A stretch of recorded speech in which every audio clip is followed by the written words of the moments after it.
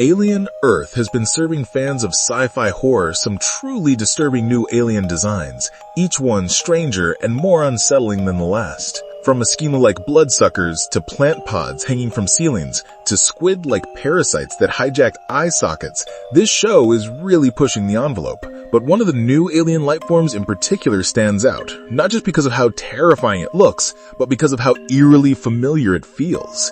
This creature, called Trypanohyncha Ocellus, or simply T.O. Ocellus, has a striking similarity to one of the most iconic horror monsters ever, the alien Parasite from John Carpenter's The Thing, 1982. On the surface, T. Ocellus might seem like just another alien in the franchise's long history of disturbing creatures, but the more you look at it, the more you realize it's tapping into the same primal fear that The Thing perfected over 40 years ago. The fear of losing your body, your identity, and your autonomy to a parasitic invader. Welcome back to your nerdy show. I'm your host, Spoiler Master. Let's break down what T. Ocellus is, how it operates, and why it feels like a callback to Carpenter's horror masterpiece. What exactly is T. Ocellus? In Alien Earth, T. Ocellus is introduced as one of 5 new alien organisms alongside the xenomorph. Unlike the xeno, which we already know well, this new monster focuses on a much creepier angle, hijacking its host through the eyes. Essentially, the creature looks like a grotesque swollen eyeball that attaches itself to its host. It doesn't consume the host body in the traditional sense. It takes control through the eye socket, burrowing into the most vulnerable entry point it can find. Once it latches on, the host is no longer itself. Instead, it becomes an expansion of T. Ocellus, losing control of its own body and mind. And that's the kind of horror that doesn't need a chest-burster-style gore-fest to be scary. It's psychological, insidious, and deeply disturbing. Because when you think about it, what's more personal than losing your vision, your literal perception of the world, to a parasitic monster? The parallels to The Thing. Now here's where things get interesting. If you've seen The Thing, you'll know that Carpenter's Alien works on the same principle, assimilation and control. The Thing doesn't just kill its victims, it absorbs and replicates them, creating an identical copy that behaves like the original, until, of course, it doesn't. T. Ocellus doesn't replicate its host in the same way, but it does strip them of bodily autonomy. Once inside, it hijacks the nervous system and uses the body as a puppet. That's almost identical in outcome to what The Thing does, even if the method is slightly different. Both aliens also don't discriminate. They'll infect anything with flesh. Dogs, sheep, humans, it doesn't matter. If it has a body, it can be taken. And this makes both monsters terrifyingly versatile. They're not just man-eaters, they're invaders. They turn the very body you trust into a weapon against you. And even their true forms echo each other. The Thing is a mass of writhing tentacles, twisted flesh, and a grotesque amalgamation of whatever it has absorbed. T. Ocellus is a bulging, pulsating eyeball monster that looks wrong on every biological level. Different shapes, same philosophy. Show the viewers something they've never seen before, but that feels fundamentally unnatural.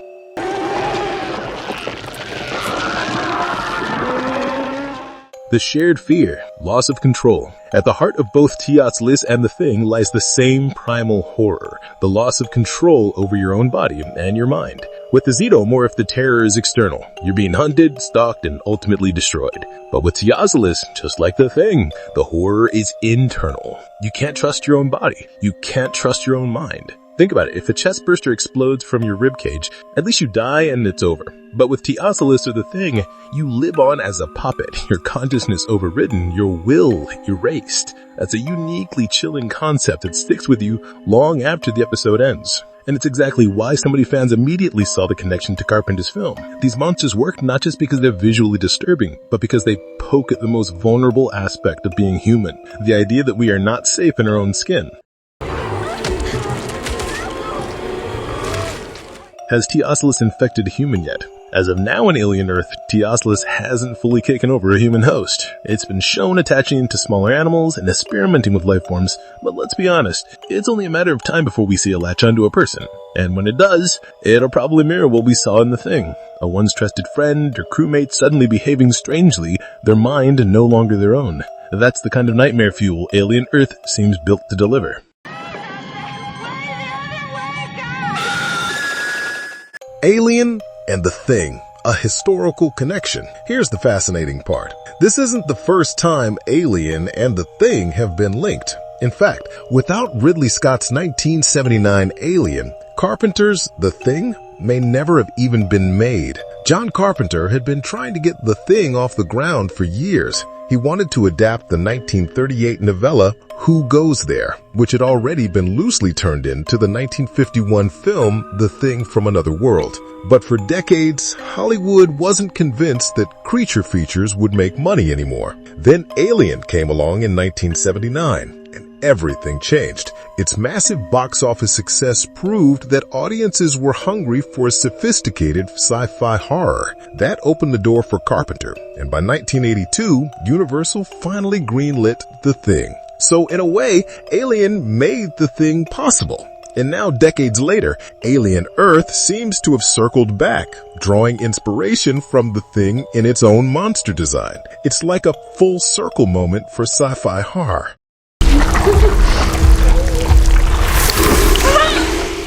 Every body-snatching monster since 1982 owes some kind of depth to Carpenter's vision. It's not just Alien Earth. Pretty much every parasitic invader monster we've seen in film, TV, and games since 1982 owes some kind of debt to Carpenter's vision. Whether it's The Faculty with its brain-hijacking aliens, The Mist with its body-contorting creatures, or even Stranger Things with its shape-shifting horrors, The Thing set the gold standard. And Ocellus fits perfectly into that lineage. It doesn't feel like a ripoff, it feels like an homage. The creators of Alien Earth are clearly aware of horror history, and they're playing with familiar tropes in fresh, unsettling ways.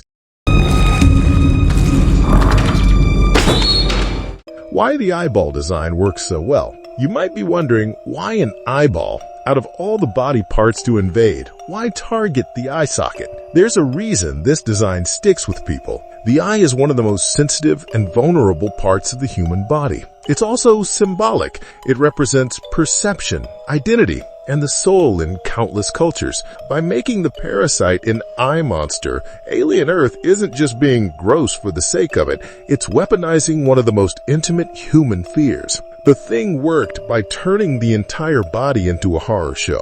Ocellus narrows its focus to a single body part, but the impact is just as unnerving, because the moment something crawls into your eye and takes control, you're gone.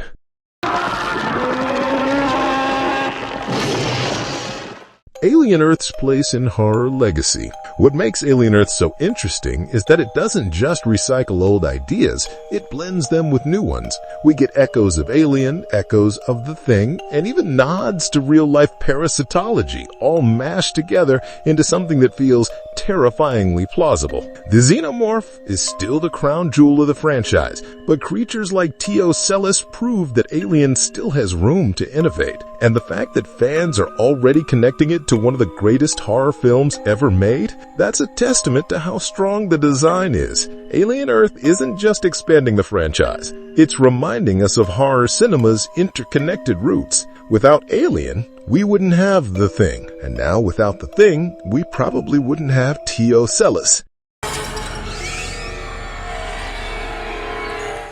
Our nerdy thoughts. At first glance, Ocellus might just look like another gross alien, but the more you think about it, the more it reveals itself as part of a much bigger story in horror history. It's not just an eyeball parasite, it's a spiritual successor to one of the most terrifying monsters ever put on screen. Both Ocellus and The Thing embody the same fear, losing yourself to something that doesn't just want to kill you, it wants to erase you. And that's a fear that will always resonate no matter how many decades pass. So when you're watching Alien Earth and that grotesque eyeball latches onto its next victim, just remember, you've seen this kind of terror before, back in 1982 in the snowy wastelands of Antarctica. Only now, it's back, reimagined for a new generation of horror fans. Alien and The Thing have always been connected, and with Ocellus, that connection is creepier than ever.